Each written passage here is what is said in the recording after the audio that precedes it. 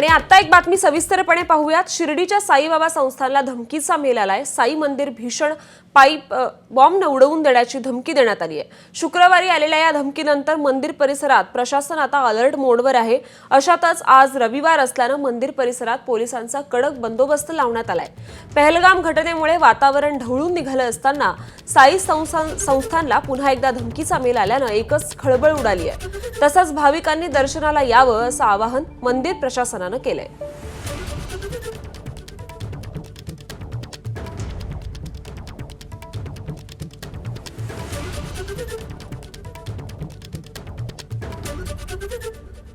संस्थांचा जवळपास 1000ची सिक्युरिटीची यंत्रणा आहे आणि सर्व यंत्रणा जी आहे ती कायमस्वरूपी अलर्ट मोडवर असते।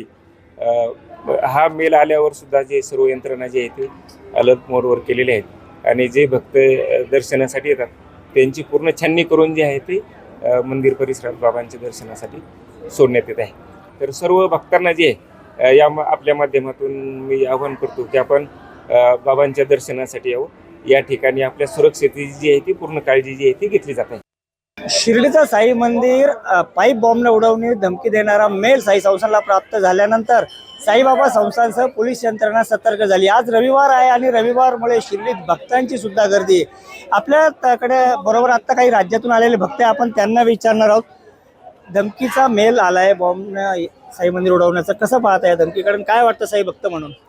ये र्यूमर है तो बेसिकली कुछ होगा नहीं है, वो बस अटेंशन गेन करने के लिए जो अभी कश्मीर में हुआ है, जम्मू में हुआ, बस वही थोड़ा हाईलाइट कर रहे टॉपिक, कुछ नहीं, नॉर्मल होगा सब। कालच मला सोशल मीडियाच्या माध्यमातून ही माहिती मिळाली, पण असं काही होणार नाही। पहलगामचा मुद्दा आहे तो वेगळा आहे, साईबाबांच्या सर्वांना आशीर्वाद आहे, असं काही होणार नाही। सुरक्षा वगैरे सर्व व्यवस्थित आहे, काही नाही वाटत आम्हाला।